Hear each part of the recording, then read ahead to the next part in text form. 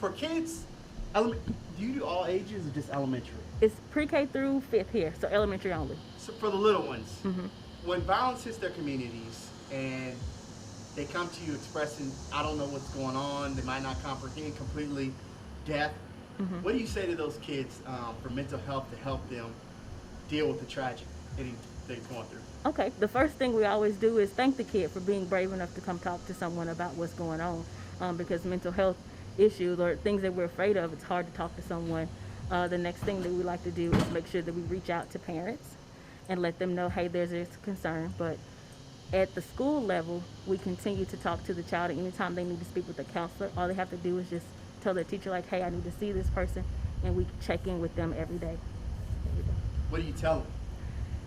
We go through the process of there's things that you can't control, things that you can't control, things that are happening inside of the city, inside the communities, and we just work through different steps to help them manage and find coping strategies for things that are outside of their control. Now, for a lot of kids, I feel like when they go home, they might not have a resource like you to talk to, or Mm-hmm. their parents might not know how to talk Mm-hmm. to the child. What would you say to parents to help them talk to their children about Okay. violence in communities and shootings? So the first thing that we would talk about with parents is that, hey, this is not just for your child. You are one of our priorities too at the school. So we build that relationship with parents that they feel comfortable enough to talk to the counselor. And if they need additional resources for counseling that are long-term or outside of the school setting, we have a mental health list that we can refer to parents. And then at the school level, we have a program that's called SEL Rethink Ed. So SEL is social emotional learning, and that's being taught in every grade level from K through 5th grade and 8th grade too as well. So not just on the elementary level. Those things speak to different things that like strategies, peer relationships, community things, anything that can help that child cope with any kind of traumatic strategies. Those are being taught on a daily basis. And in that program, we have a little slip that goes home with parents to give them directions on how to talk to their child about certain things. If an elementary school kid sees or witnesses something traumatizing like that, Mm-hmm. will that affect them throughout their whole life? Can it turn them into a not a violent person, but can it make them more, not violent, but can it change their personality to make them more likely to do things similar to that? I understand what you're trying to ask. So Yeah. absolutely, the way mental health is and the way anything is, we are products of everything around us, our homes, our environment, our schools, everyone that comes in contact with anyone, that has an effect on you. So if a child is going through a traumatic event or has seen or witnessed something traumatic, they may not express that with their words. It could be expressed through their behavior, and so it definitely can affect how they progress in their development, academically, socially, and even professionally once they get out of school. So that is something we definitely want to tackle head on first and get those children those resources that they need that can help them, because it will affect them if it's untreated. And what's the youngest age that a kid's ever told you, like, I've witnessed something?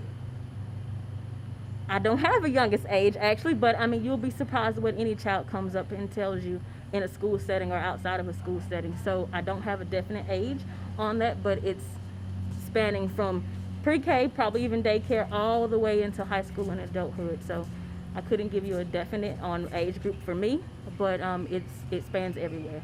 And have kids come to you talking about shootings in the city? Not this school year. And this is my first year here, so I haven't had anybody bring up anything about any shootings, but we do have children that we look at for academic, social, and emotional, and all of those things too. So In past school years, have they asked you?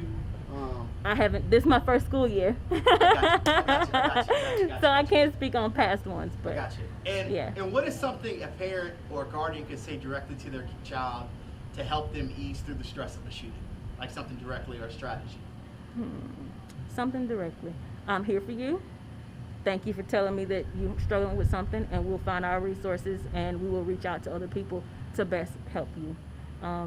I think that communicating with your child is very important, and helping them understand that they're not alone in whatever they're feeling is a very key point. And is there anything else you'd like to say about mental health for kids? Its importance, why parents should talk to their kids, why should kids talk to adults?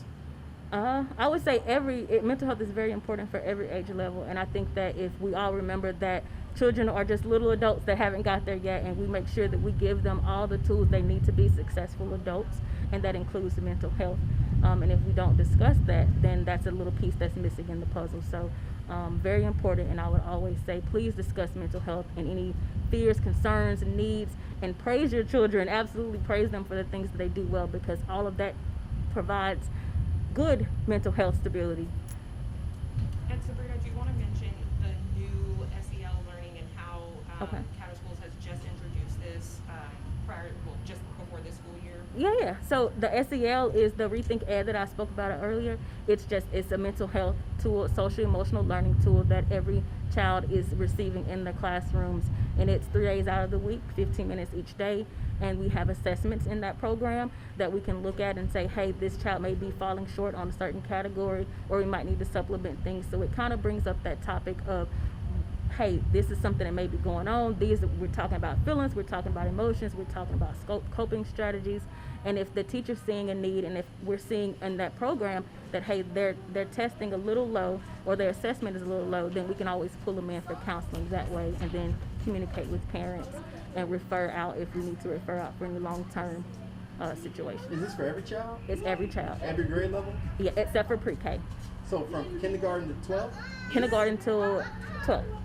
So kindergarten to 12, they're getting some kind of it's not directly mental health, but it's kind of giving them warning signs Yes. that they have problems. Or issues. Exactly. It's just the different things that help them develop emotionally and socially, and not just academically.